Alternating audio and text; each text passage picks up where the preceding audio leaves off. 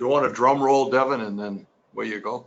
Yeah, no, I just got a text saying that they can see and hear us, so we're good. Thanks everybody for joining us. We're going to get started on our webinar. I'm Devin Cranston from Cranston Capital, and I've got Paul Demchuk from Battery and Andrew Brethauer from PMA Brethauer joining me today.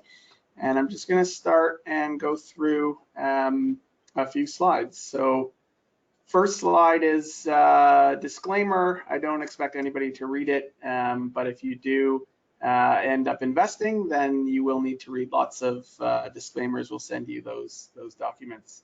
I will mention to everyone that there is a questions panel, so you can put your questions in as they come up, but we will wait till the end of the presentation to address them. But feel free to type away during the presentation.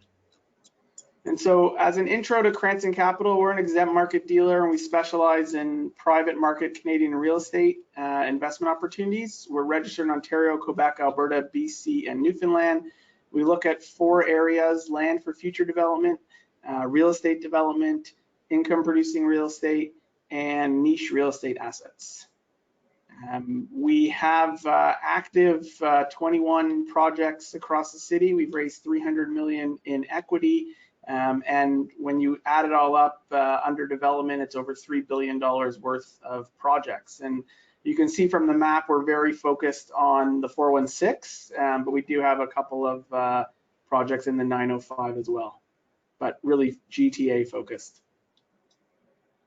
So we've got a great track record of success. We're a 6-time Private Capital Markets Association Deal of the Year award, where they honor the best private capital deal of the year in different categories, and we've won 6 times. Couple of our deals I just want to highlight. Profile Developments. This is one of our early missing middle projects that we worked on, and actually Paul and Andrew both worked on this with us. This is the Huntingdale Towns Limited Partnership.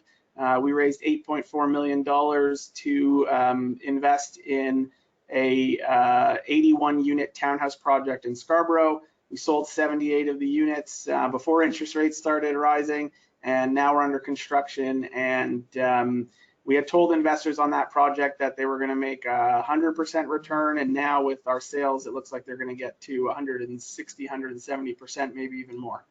The next one is the 5888 Yonge Street LP. This is a 29-story project at Yonge and Finch. It took us a long time to get through the zoning. It's one of the issues that we have in the city, but luckily the land price went up significantly over that time period. Now we've also sold 95% of the building, and we are under construction, and it looks like we are going to make over 200% return for investors on that one. And the last one is also a missing middle project that we did with Block Developments. It's a mid-rise building at Bathurst and St. Clair on Vaughan Road. We raised $5.6 million for this project, and we are building, I think it's 14 stories, and we sold also before interest rates started rising. We sold about 65% of this building, what we needed for our construction financing, and we are getting ready to start construction on that one. So just want to give some background on the market, what's going on in the GTA and Ontario in general. Just going to do a couple of quick slides. I always like to preface the presentations with some of this information. And really what our thought process is on why we love investing in this market. And really it's, a big part of it is the population growth. Obviously we've been growing significantly, but now we're growing even faster. So 1 million people in the country last year. I think it was 450,000 into the GTA. So a lot of people, more than expected in 22. But even before that, we were growing at a rapid pace. And the Ontario government tells us that we're going to have 4 million more people in the province over the next 15 years. The country just hit 40 million last week, so just growing across the country, but we're specifically focused on Ontario and more particular the Toronto market. And you can see, one of the issues when you bring in people is you need to house them. And our problem is that we're not building enough housing. and there's lots of reasons for it, but the government has a target of 150,000 per year is what they say we need to build over the next 10 years. And you can see that our housing starts have never crossed 100. And in 22 and 23, they took a bit of a nosedive just because of interest rates and difficulty getting construction financing and other things. So, you know, I don't think we even have the labor pool to be able to build the 150. If we did have all the zoning and all the financing and everything that's needed in place, I still think we wouldn't be able to hit the 150. So, you know, something's got to give. I don't know what it is, but we're not going to hit these targets that they are suggesting, which to me, in any business, when demand exceeds supply and you can't even supply enough to meet the demand, that's a good place to invest. And so what drives a lot of us in housing is employment. And, you know, we typically look at the employment numbers when they come out and say if somebody has a job, they might not be able to afford to buy a house, but they could afford to rent. So, you know, on Maslow's hierarchy, housing, shelter is one of the main ones. And if you have a job, it's usually one of the first things that you go to spend money on is your housing costs. And, you know, obviously during COVID, our unemployment spiked, but we're, you know, in March, we were at record lows. I think it's come up a little bit, but, you know, there's been massive wage growth and a really tight labor market. So that's a good sign for housing. And when we look at vacancy, you know, people talk a lot about interest rates being a big driver. And one of the things with interest rates is when they're low, usually you have higher vacancy. So in 2017 and 2018, we had low interest rates and we had a really tight vacancy. Normally interest rates are low, people can buy, they leave the rental market and vacancy goes up. So that when interest rates go up, you have people who can no longer afford to pay their mortgage, they become renters, and if there's vacancy, they have places to go rent. Now through COVID, we had some vacancy, but back in 22, before the interest rates started rising, our vacancy disappeared. So we have no vacancy, under 2%, and our interest rates are rising. And so people who can no longer afford their home really have nowhere to go rent. And so what's that doing to the rental rates? It's driving them up and up and up, and continually driving upwards drastically in the last, this is 22 numbers, but the 23 numbers are even more higher than they were in 22. And we really expect that the rent is going to just continue to increase. The increase in interest rates is going to just drive more rental rate increases. And maybe it'll get to the point where the landlords who own condos and other units for rent will actually cash flow because the rents are so high. And so what's really happened in the market, and what we want to talk about today, is the missing middle. And this kind of shows, doesn't show the missing middle, but it shows, you know, in the first section, the 2000 to 2006, the dark blue is low rise. And in those years, that's what we were building, lots of low rise. Not a lot of high rise, and that's how we dealt with our population growth. And then the Greenbelt came in, and it was sort of, there were a bunch of low rise still in the mix, but high rise started to happen. And then you look in the third phase, and low rise has almost disappeared, and it's almost completely been replaced by high rise. And some people look at this and say, oh, well, it's the same number of units being produced each year. But part of the problem is that in a low rise, you accommodate 4 people. In a high rise, you're 1 to 2. So they're not apples to apples. You can't just replace a 3-bedroom home with a 1-bedroom condo and say it's, you know, their same unit. So while we are building more density, we're not building as many beds, I guess, so to speak. So that's part of our problem in the market today. And we think that one of the best solutions is to start focusing on the missing middle for a lot of reasons. And we're going to go through that in this presentation. So start off, just quickly mention the panelists that we have. Andrew Breathauer is the executive chairman of PMA Breathauer. As it says, they're full service new home sales brokerage. We know Andrew as one of the gurus of selling pre-construction. There's only a handful of firms that do what Andrew does, and he's one of the best at it. And so he's in tune with the developer market, with all the developers, and when they're going to sell units, Andrew's one of the first people they call, and then he runs the programs to sell entire projects, and has been doing it for a very long time. So lots of experience through different markets up and down. I'm sure you've got lots of stories of selling in the 90s versus selling now. So great to have you with us. And I can't tell publicly, Devin. yeah, for sure. And then we've got Paul Demchuk, who is the founder of Battery Management, 15 years of planning and project management experience. There's a handful of people in the city that developers turn to when they're putting their planning applications together, and Paul is one of those guys.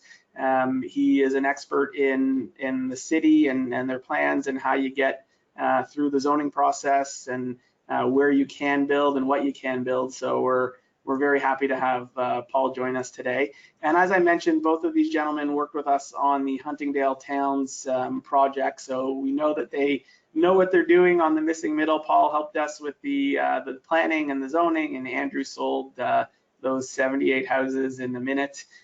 So it was very good for us on that project. So we're very happy to have you guys here, as I think all three of us want to be working on more missing middle going forward. Thanks for having us, Devin. So what is the missing middle? This is we didn't design this. This was something I took from someone else on the internet. Kind of gives you an idea. One thing we say in Toronto is that mid-rise is part of our missing middle. The two ends that we do a lot of building for are single-family homes on one side and high-rise on the other.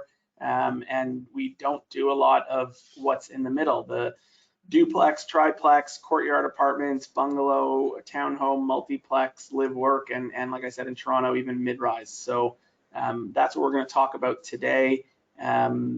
This slide gives you a little bit more about that and the different types. They say apartments under 5 stories, but I would argue that in Toronto, under 15 stories is probably still missing middle because there's not too much of that. And then the townhouses and duplex and triplexes. The new ones in our market, the laneway suites are interesting, and garden suites. Now you can put something in your backyard. Row houses and courtyard apartments. We don't really see too many courtyard apartments anymore. There are some around the city, but you don't see them being built anymore. And then obviously we do have residential units above commercial in certain areas. So really what missing middle is, there's a challenge for the middle income and for family oriented housing. If everyone's either got to spend $3 million on a single family home or live in a 500 square foot condo, you're missing something that we really need in terms of home ownership opportunities and even rental. And so this, I really like this one. It really shows the middle is missing. I've said it a few times already, the single family, which is mostly owner occupied, dominates a big part of the housing units in the city. And then apartments greater than 5 stories. Obviously, there's a lot more landlord owned and less owner occupied, a lot of rental buildings. All the rental buildings will fall in that. And then condos that are bought by landlords to rent out fall under there. And you can see that our row house or other single detached, I think that's really meaning townhouses, duplexes, and apartments less than 5 stories just aren't that many. So real opportunity to change that. And so with that, I'm going to let Paul tell us a little bit about our beautiful city with this this nice image. Appreciate that, Devin. Actually, do you mind going back one slide, Devin, just for a second? Yeah, sure.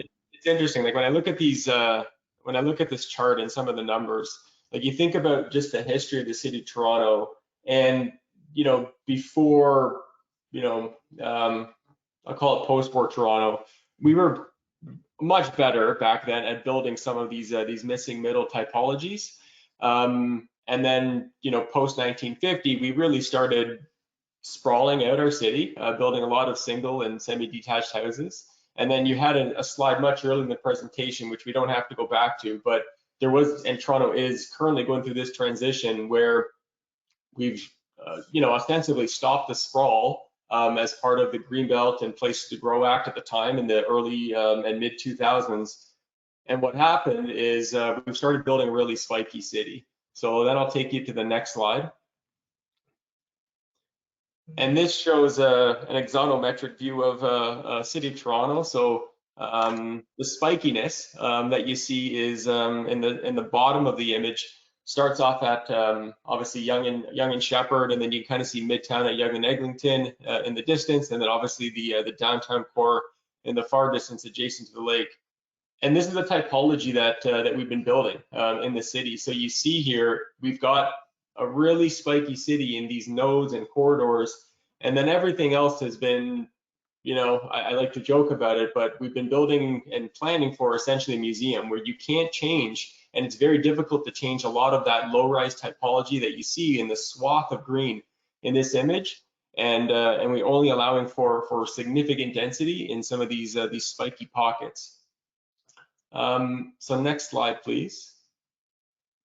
So Devin touched on the Greenbelt plan, and at the same time there was the growth plan that was approved by the province in 2005, if my memory serves me correct, where the province at the time designated for 25 urban growth centers across the GTA. 3 of those urban growth centers were what we just saw in the image before, and that's where you see a lot of that spikiness occurring. So the province obviously mandated that we limit sprawl and we encourage significant density increases in these 25 growth centers. I would like to note that the majority of these growth centers have not met their population or job targets that have been allocated by the province, and you're seeing that obviously in the numbers that the province has in terms of where they want housing growth to be versus where we're actually developing. Some of that has been based on obviously infrastructure issues in some of the urban growth centers adjacent to some of the GO train stations across the GTA or in other markets, but it has been a problem in terms of keeping up with where the province has been pushing for development. And not only infrastructure, but also zoning and planning approvals has absolutely been an issue in terms of allowing some of these growth centers to come to life. Next slide, please. And just on the growth centers, like when they designated these, this is where they want high density, right? Yeah, so they wanted high density. They wanted other built forms that could include missing middle. Some of the challenges that we've had just from a land use perspective is it's been really challenging to allow for even some of these growth centers to, I would say, develop in the fullness of what they were perhaps intended to. So for example, even I'll come to a slide in a moment, some of the major transit station areas that have been designated by the province, those are typically within 500 or 800 meters of that major transit station that's been designated by the province. However, the cities or the regional municipalities, they delineate exactly where they want that density to occur. So what's happening is you're seeing this spikiness having to occur to actually meet those minimum density targets and job targets by the province. So a lot of those existing communities that we've seen in that previous image and you see across the GTA, we're keeping all the low density communities intact and planning for a museum, like I joked before, and then everything else we're seeing this significant spike in density to try to meet those density targets. Yeah, because when I look at these urban centers that I know well, the ones that we're involved in, the Vaughan Metropolitan Center, the North York Center, Yonge Eglinton Center, there's no missing middle there. They're all high rise, right? Absolutely, Devin. Absolutely. So this is a map of the City of Toronto official plan. And obviously, for the purposes of this presentation, I'm not going to break down every municipal official plan across the GTA, but we'll just focus on the Toronto context. So right now you see the swath of yellow, and that is what planners and a lot of people in the industry refer to as the yellow belt. But this is the land use designation known as neighborhoods in the City of Toronto official plan. For the most part, up until very recently, this has been primarily just single detached houses that have been permitted from a zoning perspective across the entire city. They've recently allowed for laneway suites, garden suites, and just as of a few weeks ago, multiplex housing, so 3 and 4 units within an existing dwelling or constructed in a new dwelling. However, at least from my perspective, that's likely not going to solve the housing crisis and puzzle that we are in. It is a step in the right direction, and it's a piece of the missing middle, but it's not the full story. So where we can allocate for future missing middle typologies and other increased in density is ostensibly only along, again, those nodes and corridors. So anywhere where you see primarily the red being the mixed use areas is where we're seeing a lot of this spikiness occur, and where the city of Toronto is frankly pushing a lot of the growth and density across the city. So the opportunities again for missing middle are frankly quite limited, just in terms of the overall land area of the city of Toronto, and it's something we absolutely perhaps need to tackle as a culture. So in terms of where you can build, again, there's limited options, and this is just the City of Toronto official plan. I just want to note that the majority, if not almost every single site where we propose any missing middle typology, even in the red mixed use areas, they typically require an amendment to the zoning bylaw. This process is a public process. There's a number of studies, applications, reports that go into these applications, including the ones that Devin previously mentioned, and the ones that both Andrew and I worked on with profile developments. And that's it can be a very long process. It's subject to appeals. It's not an inexpensive process. So getting across the hurdles, both within the planning department and both within that Planning Act public process, can sometimes be very challenging for these sites. Next slide, please. So in terms of the options for neighborhoods, this is actually a slide that was taken from City of Toronto Planning Department. They are definitely looking at where they can perhaps increase housing options within neighborhoods. It's starting to come to, I would say, the forefront of the discussion in the industry. I think there's a recognition that we absolutely are in a housing crisis. We need to look at where we can put additional growth, density, and some of these missing middle options, and do it in a typology that is appropriate for some of these neighborhoods. Again, we've built a post-war City of Toronto that's been, tall and sprawled, I'll call it, where we've had very little of these missing middle housing options in a lot of the neighborhoods designations. As I mentioned, historically, at least since 1950, the majority of these neighborhoods have only been zoned for single detached housing up until very recently. And I think we're going to perhaps see in the near future more opportunities for some of these typologies, not perhaps across the entire city, but maybe in specific pockets. So what types of sites are, I would say, right for these typologies? There's plenty of sites that are perhaps right, but how do you find those sites? At least from my perspective, aside from hiring a very good urban planner, you need to make sure that the site is obviously adequately sized in terms of appropriate design, separation distances that are typically required. And this is both from not only a building code perspective, but also from the guidelines perspective as it relates to urban design guidelines for the City of Toronto. And when we look at these sites, we typically test that to make sure that these sites are appropriate and they fit. And we think they're obviously supportable from a land use perspective. I've mentioned the zoning and planning considerations, which are obviously important.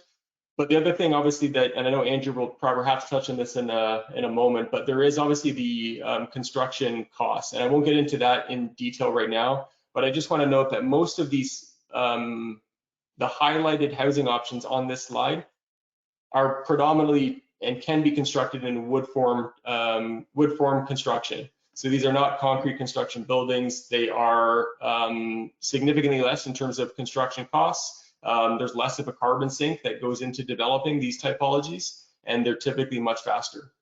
Next slide, please. So not that I have a crystal ball, but where is the city going and where could we see these opportunities for missing middle options? There's definitely discussions going on right now in the City of Toronto, as well as frankly the province, of intensifying, especially along major streets. There's a significant number of streets right now in the City of Toronto that are designated as major streets. However, only limited ones that you saw in a previous slide actually have the red or mixed use designation, where we can actually, and the city is encouraging the growth. So I think there's going to be a lot of discussion around some of our major streets that are frankly, a number of them are part of that yellow belt, where there's opportunities for missing middle. Next slide, please. The other big one, and this is going to be both missing middle, but also that you're going to see a lot more high-rise typologies, is around the major transit station areas, or PMTSAs, provincially major transit station areas that are designated by the province. So these are all the major transit station areas that are found right now in the city of Toronto. You are seeing a number of, we'll call it that spikiness, happening from a build form perspective in a number of these locations that exist. However, we are expecting that there's going to be additional growth targets being put on a number of these major transit station areas for the city and across the GTA to keep up with the housing demand. This will include minimum densities, minimum heights to be allocated for a number of these areas where they currently don't exist. Next slide, please. And we're also seeing the city of Toronto loosen up a number of the existing zoning, a number of the existing policies that they've had as it relates to allowing for more innovative typologies for a lot of these areas. So one of the recent changes was, I think it was last year, the city of Toronto entirely removed ostensibly parking minimums within the zoning bylaw. So they now have only allocated for parking maximums, and it's typically only for visitor parking.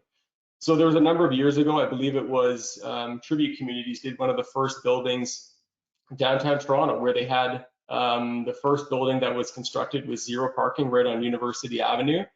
And we're starting to see more of these coming up across the city. I've got a number of projects where we're doing 50 odd units in Scarborough, and we're only proposing 8 parking spaces. And they're all either visitor or ride share spaces. I think we're going to see a continued trend towards this, especially on sites where you have good access to transit, you have good access to public amenities or amenities within specific communities where these make sense. And obviously that ties into some of the market discussions about this. And maybe that's probably my opportunity to pass the baton to Andrew.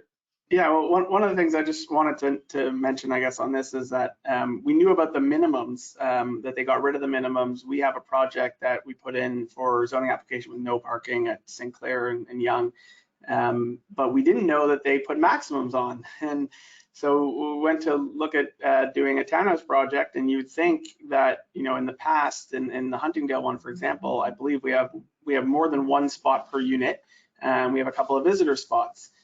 You can't do that anymore. I think if they're 3-bedroom units, you can, but for 2-bedroom units, you can't do 1-to-1. You're not allowed. So, and 1 bedroom's even less. So that was a real sign that the city, you know, is moving away from the car.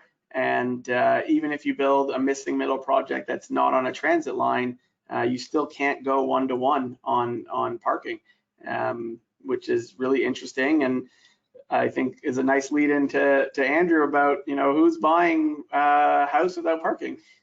I'm delighted to be with you today. Devin, thank you for the invitation. And Paul, that was an outstanding presentation. I'll begin with, let's look at that first slide that I brought along. I'll touch on that, and we'll do oh, that's a cost. We'll come back to that one in a bit. We'll come back to costs in a second. Okay. So here's the unaffordability chart around the world, and this measures median household income against average housing price, and puts it on a scale as to that a function of affordability. It's done by Demographia in the US, and this produces a graph that shows Vancouver number 3, Toronto number 10, just 2 spots behind San Francisco, and I'll touch on that in a minute. Now, Toronto actually slipped down the list over this past year, and this is a mid-22 measure, with the correction that occurred within the market. It was previously at number 5, now became slightly more affordable, but that has snapped back in the first quarter of this year, as you all know. So if this chart to be done again in mid-23, Toronto probably moves back up the unaffordable quotient. This is not a race you want to win. This is the crux of the issue of a housing crisis that we've created for ourselves. Let's jump to the next slide for a second. The next one is using the same metrics, but creating a multiple factor against income and house price. And what that shows you, Toronto in the middle there, is this descent into unaffordability, how quickly it occurred. This is a race we don't want to win. This is a race to the bottom, if you like. I'll comment on a wonderful article from Sabrina Mado in the National Post on the weekend, very timely for this discussion. But I'll comment on that in a moment. But the trend line from 04 interestingly corresponds. I didn't pick this date. This was a date picked by Demographia, and it's but it corresponds with the introduction of the no growth plan in 2005 and 6. It corresponds with the introduction of the blending of the HST in 2011.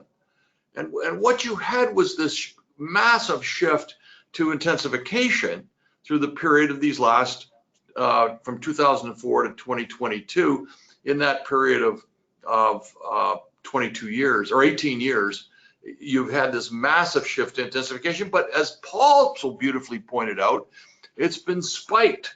It did not keep pace with, let me call it, lower density housing forms, our missing middle and other. And in fact, we constricted and restricted the approval process on anything that didn't go up 20 stories. And as a result, you got a surge in underlying land value. When you constrict supply to such an enormous degree, you fundamentally shift the consumer. When the new product isn't available, you shift them to resale. And when there was no supply within the resale environment, the existing housing stock, which is 95% of our housing product, you force that underlying price to the moon. And of course, this happened. Show me the next slide, and I'll give you, this one might be too complicated for you to see. You can see that soft line in the period from 2004 in the latter part of the graph to date, and we moved at 14% per year on average over the period from 2011 to 2022. This is historically unprecedented. This also corresponded with the spikes that Paul pointed out, and we shifted from a low rise, that blue you can see, the total being the green, the blue was low rise, and of course that just completely disintegrated through the last 5 years, and we replaced it with high density product. Now the high density, there's nothing wrong with the intensification, the growth plan. If they look at it and say it worked, hurrah, we actually created a lot of product. Well, we built 40,000 units a year. We built 40,000 units a year through the 1980s.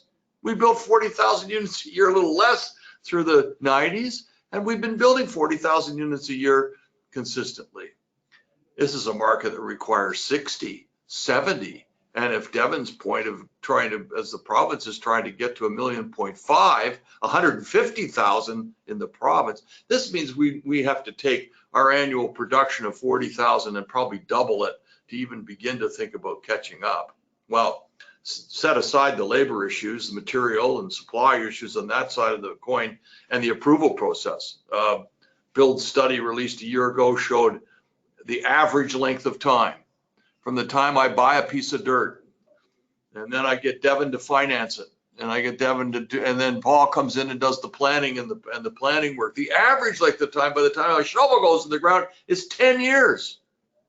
From 0 to 10 years. The cost of money doubles every 5 with 5% money, and the end result is continuing vicious cycle of unaffordability. The article by Sabrina on the weekend. My company's PMA, Positive Mental Attitude. I read that article. I'm going to change it to protect my assets, I think. But she wrote this wonderful article on the missing middle just on Saturday. And what she called it was actually borrowed from San Francisco. And it was called the doom loop, without trying to be too negative here. But the doom loop is the vicious cycle where a worse challenge in a marketplace is piled upon by another worse challenge, and the unintended consequences, you get worse and worse, and the first problem or issue we're trying to solve exponentially becomes more challenging. You think of our city, and San Francisco's issues are high rates of crime, soaring homelessness, prohibitive high real estate prices, widespread drug use, empty office buildings, businesses fleeing the city, the unintended consequences, the carving out of the missing middle.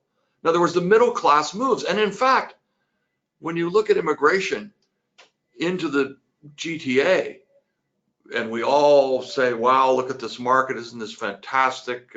500,000 annual with something in the neighborhood of over 200,000 arriving in the GTA every year. 100,000 left. 100,000 left. 80,000 left in the province. 20,000 left the province entirely. Moved to Halifax for half the price, I guess. But why is the missing middle leaving? Small business can't survive. Your essential workforce, healthcare, transit, police, can't afford to live here. And so now you create, as San Francisco is now confronting, these extremes of have-nots and haves. So you've got a city with very wealthy component parts and very thriving, vibrant, interesting, wealthy communities like Rosedale and the Annex. And you have the carving out of the missing middle within the existing structure of our housing form. This is very dangerous, and it can only be, as Sabrina pointed out in her article, corrected with an improvement in housing affordability. And how do we do that? We attack the missing middle. We attack the area that allows us, look, the high density spikes that Paul pointed out in his graph are rental buildings. These aren't end users living in this. This is almost, with rental rates soaring, almost a desperate opportunity to find a rental accommodation. It's bought by an investor for rent. And when from 2011 to the last 10, 11 years, where property values have increased by 14% per year per annum per average, sure, I've got an investment surge, but that's not serving the first-time buyer and young families. That's not serving a couple just married with a young child. That's not serving the empty nester who wants to move down, cash out, and stay in the neighborhood. If I grew up, along Bloor West Village, I want to stay in Bloor West Village, and I can't. I just won't be able to. I can't afford it, and right now I can't. And so now we've created this incredible crisis that, in part, as Devon's beautiful slides pointed out, and Paul's, can actually deliver product in a more ground-oriented structure, targeting exactly the market that's now trying to move out of this environment. There's the other one right there, the hard cost between building types. High rise now well over $500 a foot.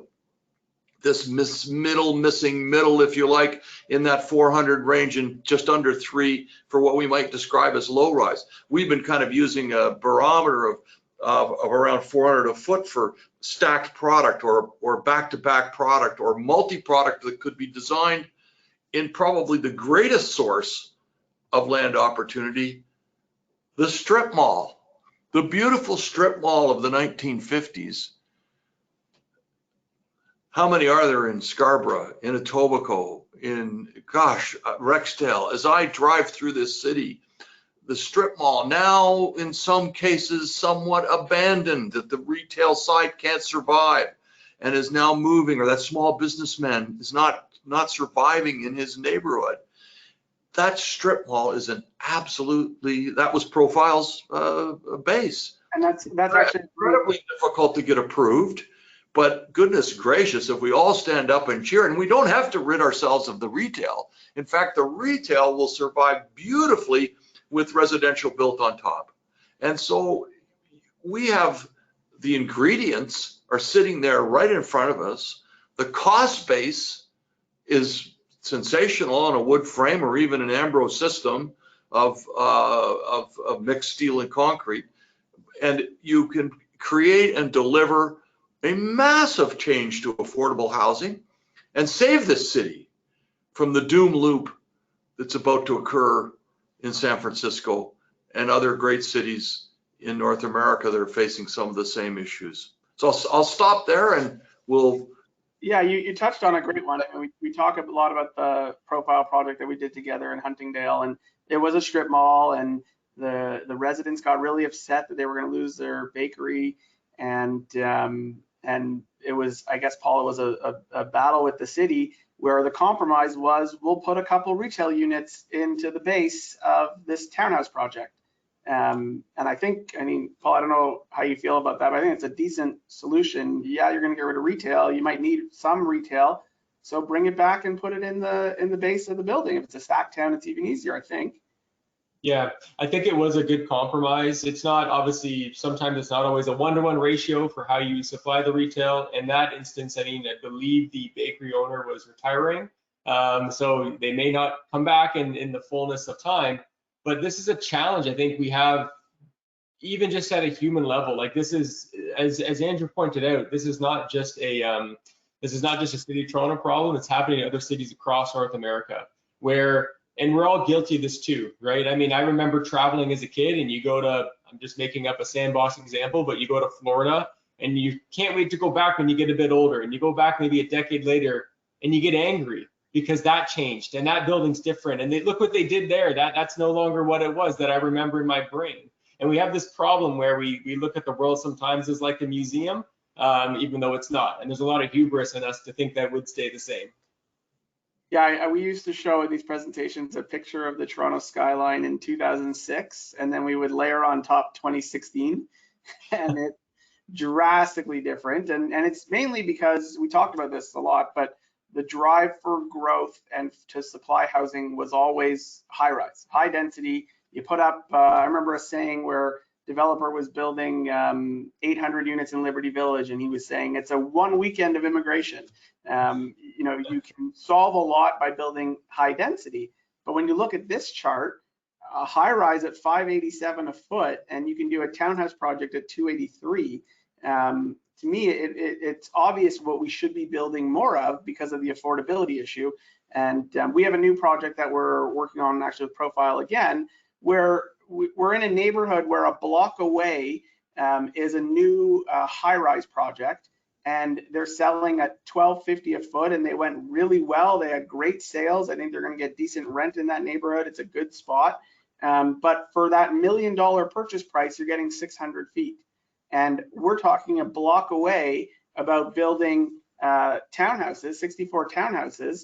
And for $1 million, you get 1,100 feet, a 2-bedroom with a rooftop patio. It's just a much better product for the same price in terms of family oriented, you know, the middle class, what we need.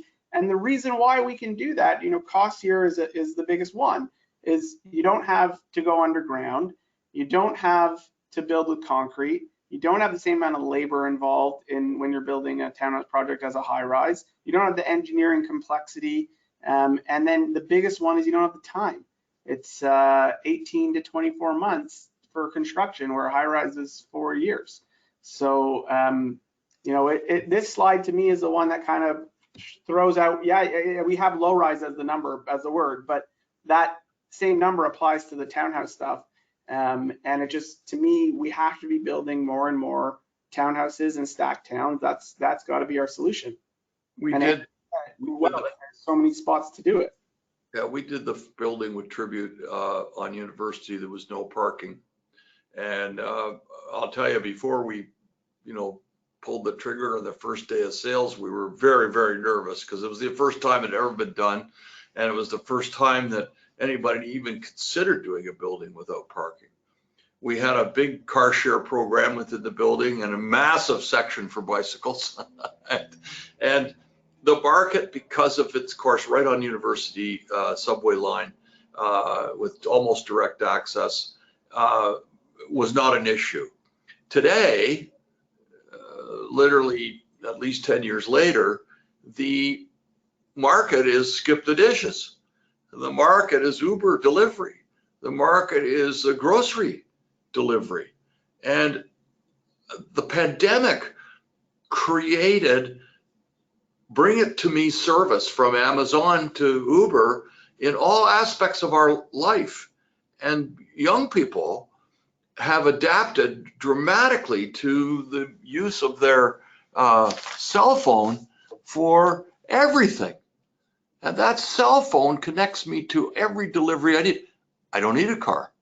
I don't need a car to live in the city. I don't even need a car to live off a transit line. I can survive quite beautifully on car share, or perhaps even my bike. So we've got opportunities to, I don't know whether it's zero parking, but it's certainly somewhere between 0 and under 50%, depending upon the nature of the product design and what it looks like and where it's located. Because there's a market there that doesn't need one and is becoming totally accustomed to living without it. And the ability to car share and rent that from Enterprise on the weekend when I need it for whatever trip I might take is becoming very much the norm, particularly in a more urban setting. As I move to 905, that becomes more challenging. But in 905, think of the commercial shopping centers typically built in a planning context, Paul, that should have, if they didn't already, now we're going back to it like Pickering Town Center and intensifying within that particular development. But instead of this massive parking lot, should we not have considered even right out of the box that even the major commercial shopping centers at current intersections have a form of high density and missing middle density as part of its form? And instead of 20 years going back to try to fix it, we start there. And we have actually a plethora of land that is underutilized, let me put it that way. Whether it's I only have to walk the streets of Rosedale and Annex to point out the change that occurred over a century of the missing middle's already there. Now it's very expensive because that's very high-end urban neighborhood, but it doesn't mean that I can't copy that same idea of a 4-story mid-rise building next to a back-to-back townhouse, next to a stacked product, next to single-family mansion. That those mansions, asked Mr. Schwartz, who, you know, his mansion was originally a rooming house. Of course, he bought that one and 6 others and created his own multifamily development in the middle of Rosedale. But at the same time, those transitions over time have been remarkable and should be part of our planning thinking going forward. Let's learn from our past, but let's go forward with that increased density allowance. Let the industry loose. Now, this is an amazing creative force, from the finance of Devon to Paul's planning to the developer's risk appetite. It's an amazing creative force if you're let loose. Back in the 90s, we eliminated zoning in King West and King East on Parliament and Spadina. And look what happened. The entertainment district was derelict. Homelessness, warehouses, crime, serious issues. Today is an incredible place for young people to live, work, play. So if you let the industry loose, yes, we'll make a few mistakes. Yes, we'll have a few odd situations that might not seem compatible in a residential nature to something next door. But go ahead and make the mistake, because overall, you'll improve affordability exponentially, and we won't face the doom loop that Sabrina Matto wrote about on the weekend.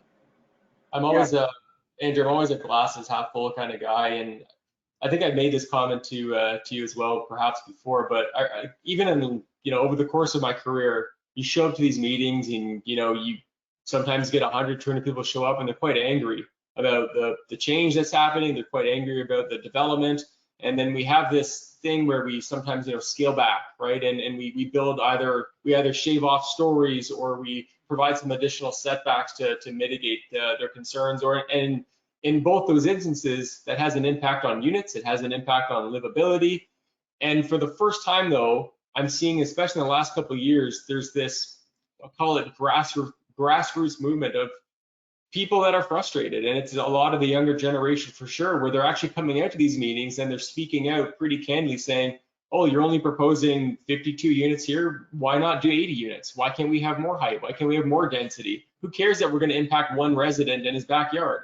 And this is the first time in my career I've seen this. So I do believe that democracy hopefully will prevail, and we'll have better outcomes for some of this. It's a great challenge to turn a NIMBY into a YIMBY, from not in my backyard to yes in my backyard. That's a strategic one. Some of it has to be forced. When we did the building on Avenue Road with Rio Cannon Tribute, right at near Wilson, just south, and replaced the main floor retail, all returned as retail, and above it was 7 stories. We had a huge fight on a 7-story mid-rise building right on Avenue Road. Now it's one of the most, select, prestigious condo buildings to live in the Lawrence Avenue Road corridor.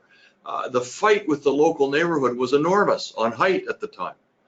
Today, I think that neighborhood says, where are my kids going to live?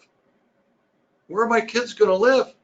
And I think they also say, and then the kids say, Mom, Dad, let's not complain quite so much. I need some affordability here too. Where do I get started?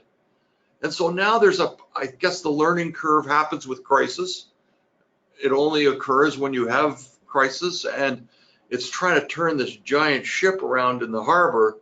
It takes a lot of time. It does.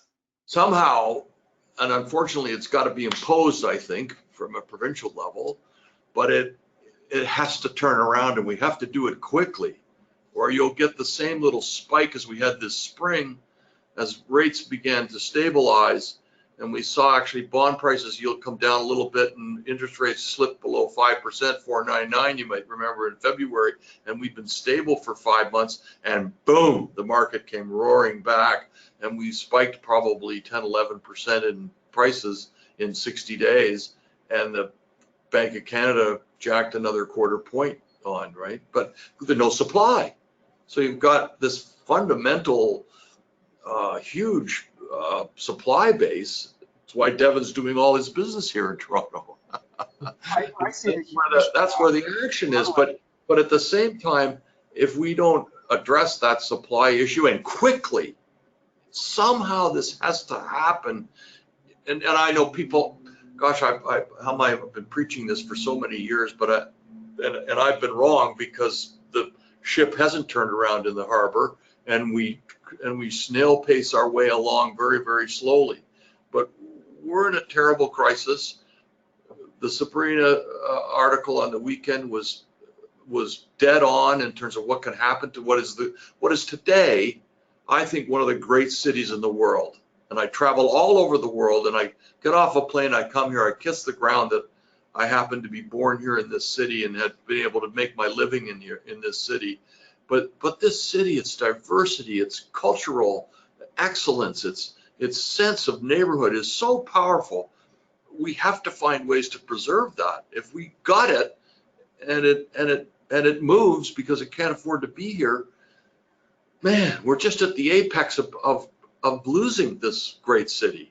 And it's a massive challenge, but we have to move quickly. You can't snail pace. Paul, we can't argue anymore with the neighborhood. The neighborhood's got to compromise and go along at some point. It's a delicate balance, I know, but it has to happen. And I think the province is recognizing it, that you can't have the local municipality, who represents the people who live there now, call the shots when you're trying to put more people in. The people who don't live there yet don't vote for that local municipality. So the province says you got to add those people, and the people who live there say to their councillor, we don't want that. And the councillor listens to the people that live there now. And so the province has to somehow, figure out how to get through on the zoning. And one of the things, Paul, that I wanted to ask you, 2 things actually that came out of that. One is this shadow versus shade. We love trees and we love shade, and we want as many trees. You can't cut a tree down, but as second a building causes a shadow, it's a problem. And so to me, shadow and shade are the same thing. I don't know why we hate it from a building, but we love it from a tree. And maybe talk to that. And then the other one is on the parking. When you go across Steeles to the 905, do they have parking maximums? It seems like Andrew said, the 905 people want the car. It's still car centric. I can't see a townhouse project in Mississauga going ahead without 1-to-1. I assume that they still haven't got there on parking maximums.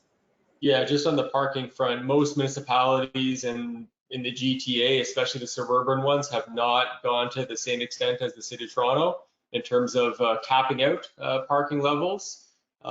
In certain pockets, like around some of the major transit station areas, I have noticed anecdotally they're willing to become more flexible. And I think some of the decisions by City of Toronto just naturally tend to start bleeding over to the GTA municipalities. But to our point earlier, some of these things just unfortunately take time. But it is happening, and I do think we're going to go that direction in the years to come.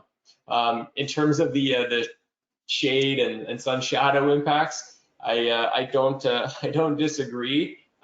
We have guidelines in the City of Toronto to ensure that we're still designing buildings adequately to have appropriate mitigating impacts as it relates to sun shadow. I would suggest we've probably gone over the top in terms of how we design some of our angular plane buildings, and we don't necessarily think it's also now, I think we're recognizing as a culture, it's not good to have an entire wedding cake city. It's not efficient. It doesn't build efficient buildings or allow for the most humans to live on some of these sites. Like you've got the entire, for example, corridor along Danforth, where you've got over $1 billion of infrastructure that's been invested with very few sites that have been redeveloped because of these angular planes and other factors as well, which limit the opportunity for those sites to get completely revitalized. Yeah, and I think that's the Danforth is a perfect example where mid-rise, there's a couple of projects. I drove actually by one yesterday where I think it was the beer store, where the beer store sold all their lands to developers across the city and said, we're going to come back with the beer store in the ground floor, but get rid of this big parking lot and put up a building. And I think a number of them are mid-rise. There was one on the Danforth that from the streetscape, it completely blended in. You couldn't really tell that there was it wasn't a huge building, but a 8 or 10 story building there.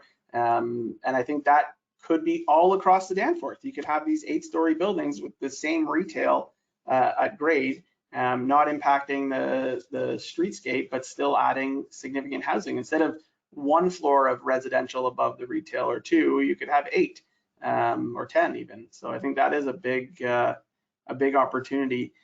And Andrew, back to your point about time, I mean, if we're going to build with density, we got the fights with the city, you got to go to the tribunal to get approval. And then, it takes like, I think when you said 10 years from cradle to grave, it takes a lot longer to build. Townhouses, if you can get through the approval quicker because you're not shadowing, you don't have the angular planes, you can get through that. It can put it in neighborhoods.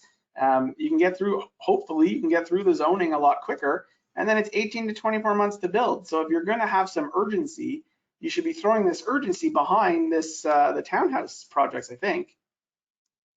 It'll come down to, in some cases, pure land value, and that land value for high rise is significantly greater with that density than it is for where I can do something between 60 and 100 units to the acre as opposed to 12 to 30 units to the acre, and that will be equated to land value. It may also be just part of a better housing form along avenues, where classically the high-rise form at the major intersections is a great solution, but as I travel the avenue of great cities, London, Paris, these avenues are 5 to 8 stories, sometimes 12. There's a real economy of scale once I get to 10, 12. It works very, very well from a cost structure point of view, as opposed to 7 or 8. It's that added height really makes the economies work better because of, well, historically because of the underground. Now, if I'm going to do less underground, that helps tremendously. But it also, from a architectural community visual effect, the mid-rise structure. Well, think of Front Street and Lawrence Market. Those old historic buildings blended with new product along that Avenue is absolutely one of the most beautiful walks, plus the iron building, that beautiful building down there, and then there's nothing wrong with that. In fact, it's spectacular if we can find the economy to make it work. And I think we can. I think it can happen. I like the approval process has got to be something that goes, is there an as of right situation where I don't have to go through a constant battle for the extra 2 stories? Is that, Paul, does it go back to how do I get to as of right so that I can take that chunk of dirt and put up my 8 to 12 story building?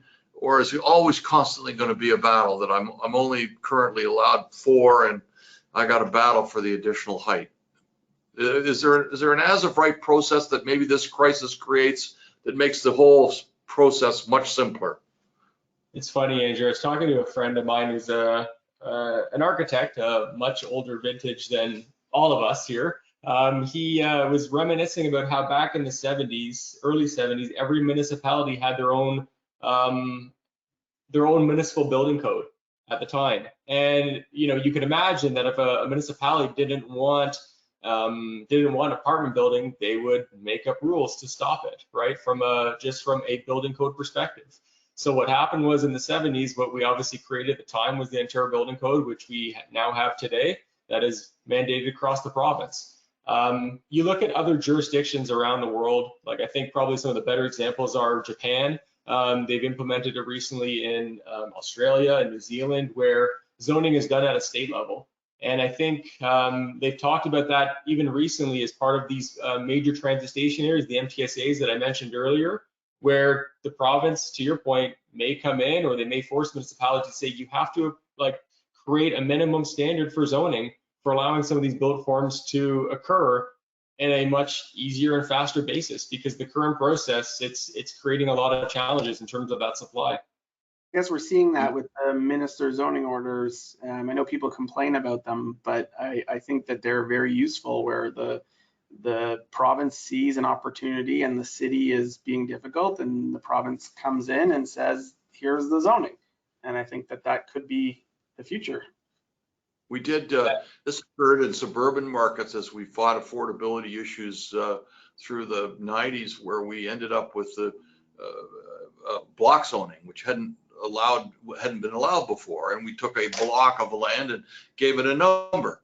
So if it was 20 units to the acre, you could build 20 units on that acre. You could build 1 unit on that acre if you wanted to, if the market so dictated or put you in that position. And that maybe it's just a complete block zoning look in that same theory of how I place a density on a particular piece of property along the avenues, at the transit centers, stations, and deliver that. Now, I guess the province tried to do that, and the city of Toronto refuted it with their own pullback.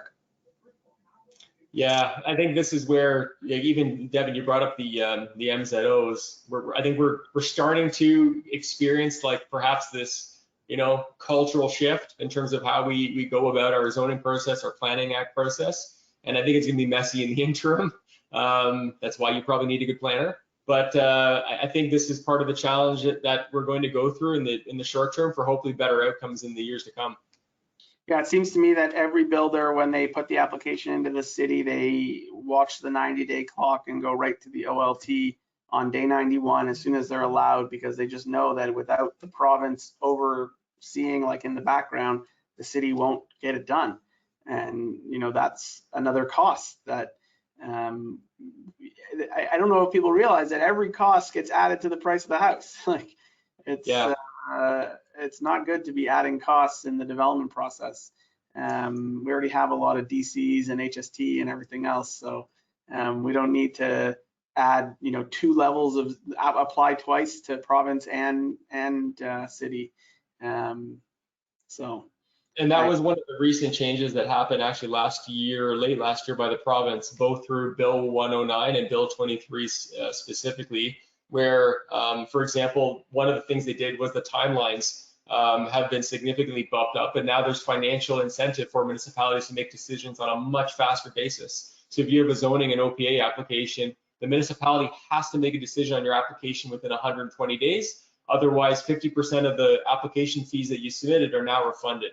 So I think this is just another tool in the toolbox that the province is using to encourage municipalities to approve housing on much faster. Yeah, and so I think that's going to lead to more townhouse projects, I hope. I think from an industry perspective, with the costs on high rise, we have these conversations with developers all the time. If you can't sell the units, the condo high rise units for $1,250 or more in this cost structure, it doesn't make sense to build. And so you have a lot of projects in areas that the price should be $1,100 a foot, but the builder won't make any money. So, and it's not that the builder needs to make a big profit, it's that the bank won't lend the builder the money unless they show at least a 10% profit margin. The builder's profit margin might disappear if they don't manage their construction costs. They're still taking a lot of risk, but they can't even start, they can't put the shovel in the ground if their pro forma doesn't show a 10% profit margin. And at $1,100 a foot, they won't have that because the costs are just too much. So on our side, we have some mid-rise projects. We do have some high-rise under construction, but we're really focusing on the missing middle and on townhome. Townhome seems to be the best way to go, and that's going to be our focus at least for 23 and going forward, unless we see some changes. We will still look at high-rise projects where you can get $1,500 a foot. If you're selling in the downtown core on the harbor front, like there are neighborhoods, a lot of neighborhoods where I guess you can get that price. But if you can't get that price, you can't get more than $1,250, you won't see high-rise being built. So, we have this problem on the cost side to get density. They can approve all they want at City Hall, but if you can't build it profitably, you can't build it. So something's got to give, and I think the future is in this missing middle, and it's the only way we're going to restore the affordability, and we got to get moving. We don't have time to talk about it, but the development charge and HST are two elements now that are adding $200,000 a door to that underlying sale price right now, this minute, right? So where it was and where it is, and the HST in particular hasn't changed its formula and packaging other than increasing the gross since 1989 when it was introduced. So you've got, and there was a promise, a commitment right within the act when it was in 1989 that it will be reviewed every 2 years as to its impact on housing affordability, written right in the technical paper. So never happened.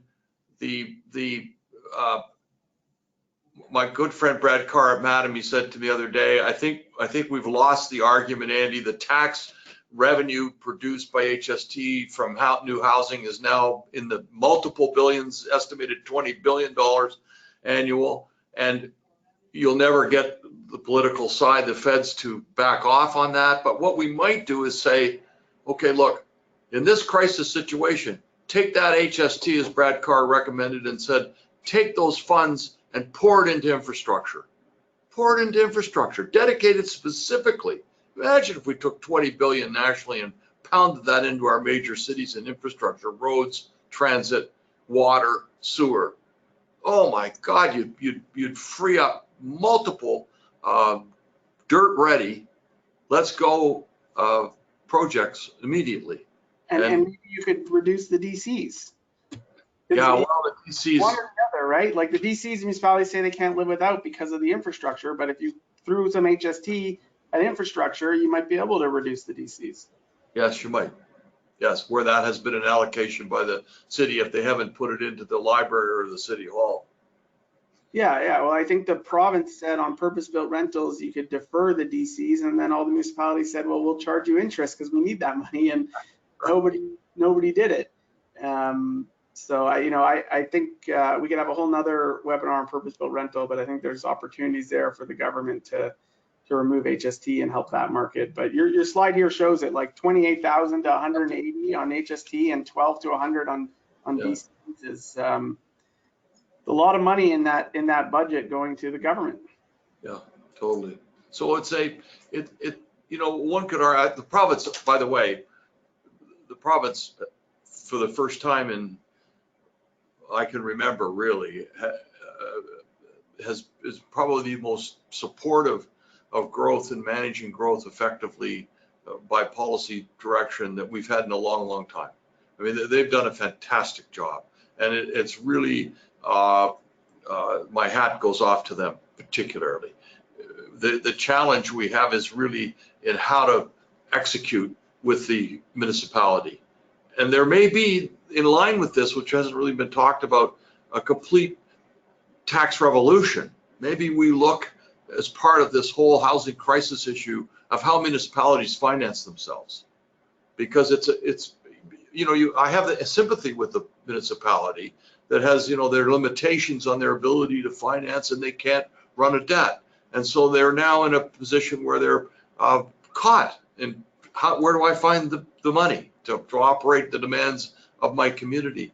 And the levels of government push down the responsibility more and more and more to try to take off their own elements. So maybe it's time in hand for a tax revenue review with the municipality driven by the province, and find new ways to finance both infrastructure and municipal ongoing operating budgets.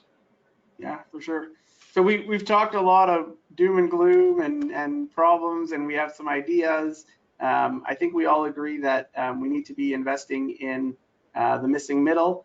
And so that's a good plug for me to talk about the Cranston Capital Real Estate Development Fund, which is our fund that we've put together for investing in development. If you are interested in investing in the space, our fund has a missing middle, a townhouse project that we've invested in. We are looking at additional investments in mid-rise and townhouse, and it's going to be our focus. As I said, it's the place we think that there's a big opportunity. Our fund is raising up to $50 million. We have invested in, like I said, there's a low-rise project in Markham that we've invested in, a townhouse project in Scarborough, and a rezoning project in Pickering. And we're going to continue to look for more primarily missing middle type projects, because we think that's the best place to invest. And here we say all these different types, but as I said, the high rise only works if it's zoned and ready to go, because we have a 5-year time horizon. We can't go longer than that. And it's got to be in a location where you can actually have a decent profit margin, which there are few of in the city. But mid-rise, low-rise, and rezoning, we see still some great opportunities. On the rezoning side, it's a longer window to get to actual housing, so it doesn't solve the housing crisis in the short term, but I think the low-rise is the best place to go to get housing built quickly. We are focused on Southern Ontario, and we target returns of 105% for investors, or 17 IRR, 19.1 on an annual basis. And it is RSP and TFSA eligible, which if you're investing for the long term, those are great places to use for investment. And so with that, I just wanted to open up the floor to questions, because normally we have a great audience that's been listening, and normally we add another 15-20 minutes of discussion with some of the great questions. So I want to be cognizant of everyone's time, and I'm going to look over now and see that so far there's been a couple of questions. So the first one was about the private capital markets awards that we won. What was the criteria? There are different categories in private capital. They had like a private debt category, a mining and oil and gas categories, and ours was in the real estate category. And I think we even won one before. We used to do tech, and I think we won one for a tech award, tech investment. I don't know what the actual criteria that they look at. They have a committee, and you submit your application for a deal that you did, and then they evaluate the deal against the other ones that get submitted, and then they award. And we've been lucky to win 6, so very good on that. The next question was commenting on the lack of appetite to build affordable low-rise housing from developers. I don't even know that exists in terms of single family. I just think it's too big. But I guess the stacked towns is the best option for affordable in my mind. We use the word attainable instead of affordable, because affordable kind of means that it's got to be subsidized. And normally how you get affordable in the towers is the developer says, I want to build 400 units, and the city says, okay, make 50 of them affordable and we'll let you build the 400, and then the 350 subsidize the 50 that are affordable. And that's typically how you do it. In a stacked townhouse project, if you're building 60 townhomes, I don't know how, it's not the same. You can't have make 10 affordable and have 50 support the 10 affordable. I just think it would be too expensive for the 50 and it would make the project not work. So you need scale for affordable, and you don't have that on low rise. I don't believe, but we like to use the word attainable. And to me, attainable just means that a family that's got decent income, middle class income, can afford the house. And $1 million townhouse is attainable for a family, in my mind. I don't think you'll ever see us building. I mean, it costs $400,000 or $500,000 just to build. So I don't think you'll see townhouses at those prices anymore. I don't know if you guys have any comments on low-rise affordability. Well, I'll just quickly, it's all about running a business, and you're running a business for profit. You will sometimes look at the least line of resistance, and that would be to purchase a piece of dirt somewhere within the city that is already approved and I can move forward and turn over my capital reasonably quickly and move on to the next deal. In most of the missing middle that Devin and Paul have been talking about in an urban context, these sites aren't zoned. I don't have approvals. I don't have a situation that I can instantly move on. And as a result, I probably either I'm beginning to specialize in it, or I recognize some of those challenges, or I just pull back and I'll go do something else. I'll build both high rise or single family semis towns in a suburban context.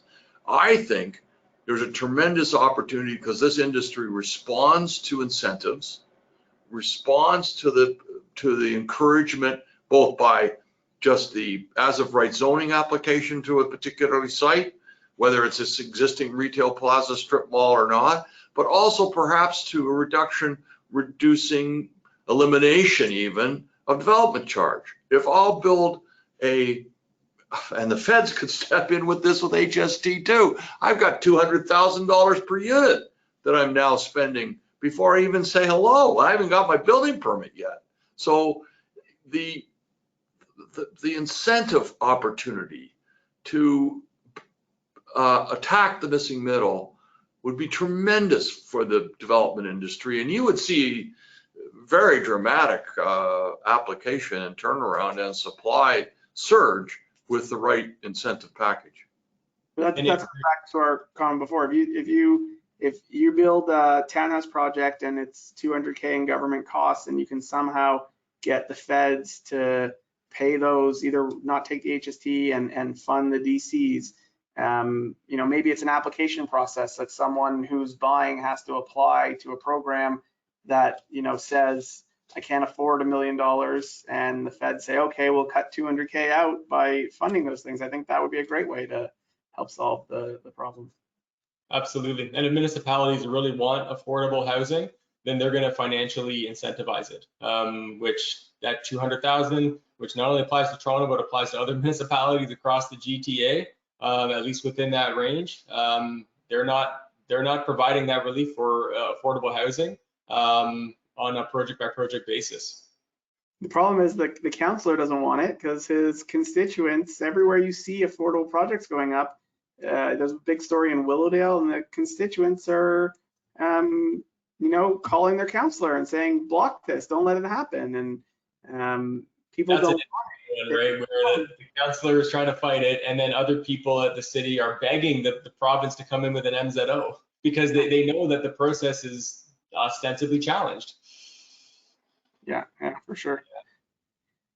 Someone asked about the development fund when people invest, return time horizon, because they're different projects.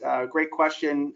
The way the fund works is as a project finishes, you do get your money out at the time. So our first investment is in a low-rise project in Markham that's 3.5 years. So you won't have to wait till the end of 5 years. You'll see your money come out on that project.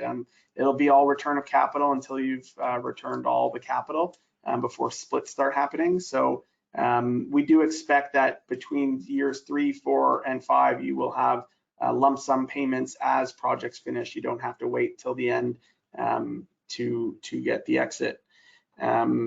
Someone asked if there was a special zoning process for zoning approval if your project is largely attainable and a 10-floor affordable project. How much a square foot would you estimate for construction?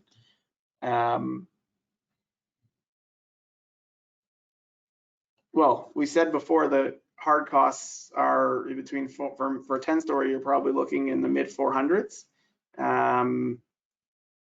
So I don't know how that comes down. And if it's, you know, if your hard costs are 450 and then you have your DCs and your HST and your interest costs and all your other soft costs, sales and marketing and your zoning process and all those things, you're probably adding a couple $100 to it, and then your land is a couple hundred, so, or 100, so depending on where it is. So I don't know how a 10-story project, you know, just on the cost side, I think you're at 800 a foot at least. So I don't know how that would get.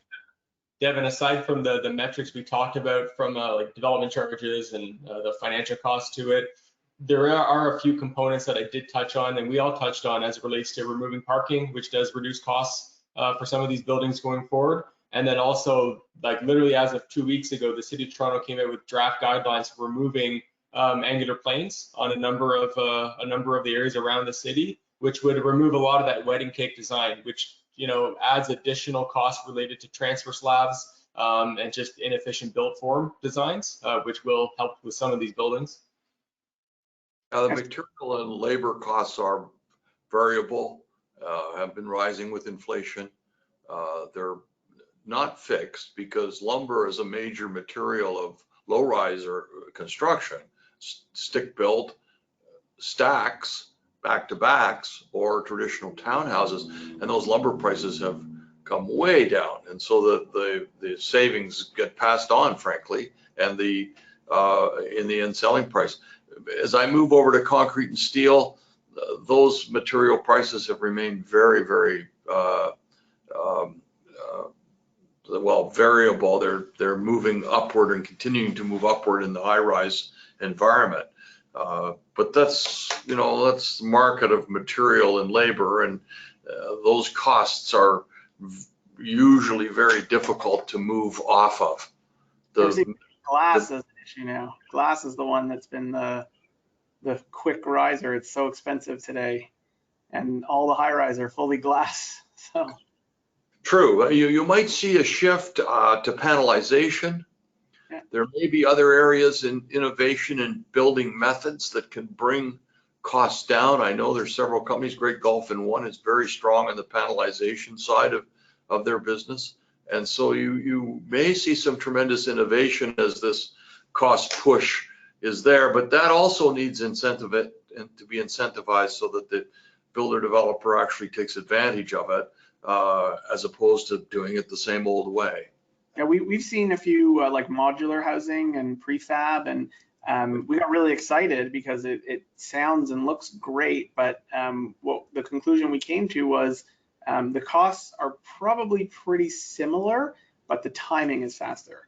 So you save a lot on the timing to get it built. And now I think one of the things that you just talked on all of the costs and the different drivers, and you know, lumber comes down in the pro forma, but guess what? Interest rates, interest and finance costs have replaced a lot of that. And so time, you know, is a big issue, because if you're borrowing from the construction lender for 4 years versus 2 years at 6%, it's a big difference. So the modular and even the wood construction, I think a big advantage is building quickly, not taking 5 years to put up a building. So someone asked, who's responsible for lobbying the federal government for these incentives that we keep talking about? And you know, I was at the Land and Development Conference a couple weeks ago, which is really like the development industry gets together, the real estate forums, I guess they're called. and everyone was saying kind of the same thing. Everyone's talking about, getting rid of HST on purpose-built rental, or some other government incentive solutions that we need. And I think that, and Andrew, you talked to this, I think that Build is probably the place to go for the lobbying. Dave Wilkes at Build, if anybody wants to connect with him, he's been a superstar in this area and has really positioned Build extremely well. But Build is just the GTA, really, just Toronto. Our Canadian Home Builders Association on a national level has been asleep, frankly, and I've been critical of that. They've been really asleep. They missed the whole foreign buyers tax implications when the regulations came out in December, just before Christmas, and they missed it completely. And it was Dave Wilkes and a group of us who had pushed and brought forward the implication of what those regulations meant to get them changed. And they quietly got changed. It took not too long, actually, about 30 to 60 days to actually change the regulations. But the federal government was embarrassed by what they'd actually put forth, and therefore did it fairly quietly. And they actually asked us to be kind of quiet about it because they didn't want it. That rule was preventing foreign investment in construction, which was a huge consequence they didn't expect, right? Yes, they missed it completely. The element of companies already here who are been 25, 30, 40-year companies with investment from all over the world. Think of, what has immigration brought? Immigration has brought a new group of Persian builders, of South Asian builders, of Asian builders into our community. Been tremendous investors with foreign capital supporting their corporation, and REITs were affected. The REITs as a public company were affected, and suddenly we're the only builders of rental product, purpose-built rental in the country. We're suddenly out of business. And you literally, the foreign buyers tax put multiple major corporations out of business in the raw material of buying land, the raw material source of their business. So it was just draconian. It was, they were embarrassed when we pointed out to them what they'd done, and to their credit, changed it. It was Dave Wilkes at Build who was the driving force, and I think some of his work has been absolutely tremendous and continues to be. And they've been a really strong advocate. But it's constant. I mean, I've been battling on the stress test to the nature of it. I don't think Krista Friedland returns my emails anymore, but battling with the Bank of Canada, Krista Friedland, and OSFI, who are responsible for the stress tests, and each of them pass the buck to one another. But have I written monthly about here we are with mortgage rates now at just under 6%. Now I have to qualify someone at 8%. I mean, how we're completely out of sync on the affordability issue, and we're completely out of sync with what has happened. Yes, we protected the buyers, a good thing when it first was put in play in 2017. It's now redundant, and it's piling on, and it's hurting our housing market in terms of absorption. Yeah, the point was, if you got a mortgage at 2%, would you be able to handle it at 4%? Makes sense.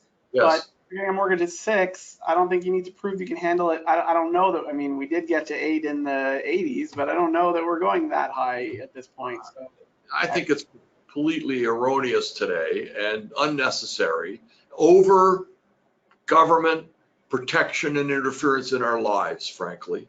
And this needs to change. And we've been battling this since December 15th when they had their annual review, and nothing happened. We expect another review right now towards the end of June. And but I just don't think they're going to change it. They're too nervous. Bank of Canada is too nervous on the debt levels of consumers and others. But you'd think, given that list of preconditions, and what's been happening on the housing market in terms of our absorption levels are running 50% below where we should be, that we need to, and how important is it to our GDP? It's a big chunk of GDP, housing in Canada. So around 30%. So that 8% qualifying issue is really serious and is really dampening our ability to move product today and needs to change. But we've been lobbying hard on it. Send letters to everybody who's listening, send letters to Krista Friedland, and it's ultimately her responsibility as Minister of Finance, and it's administered by OSFI, but write letters, and maybe it piles our emails, and maybe it piles up deep enough that we might get a response. Yeah, well, if you are going to write those letters, it shouldn't just be about the stress test. I think you should talk about DCs and infrastructure spending and HST and all of the things that we talked about. I'm going to bring it back to where you know, I said we are investing in this missing middle. We think it's the best use of capital right now. In order to accomplish some of these things that we talked about are needed, there needs to be a lot more investment. We're such a small little piece in the market, and you know, if we did 5 more missing middle deals in the next 6 months, it wouldn't even have a major impact on the market. But you know, we got to start somewhere, and we're just continuing to look for these type of deals, and hopefully we can bring a lot more of this type of product to investors, because I think this is the best place to be investing right now. And as I said, I call it attainable housing. It's what we want to be investing in. So hopefully you guys all agree. I just want to take a moment to thank both Paul and Andrew. I think it's been a fantastic time spent together, and messaging that we've shared with everybody. And you know, I really appreciate you guys taking the time and the effort and sharing your knowledge, because it's been great. Thank you, Devin. Thank you, Andrew. Appreciate you having us. I really have been delighted, and it's been a great discussion, Paul and Devin, and hopefully we move the needle a little bit on the missing middle. It's a great type of purpose that you've put forward here, and I think very, very important. Great. So thank you everyone for attending, and we'll be in touch. We'll let you know about our next missing middle investment opportunity. Till then.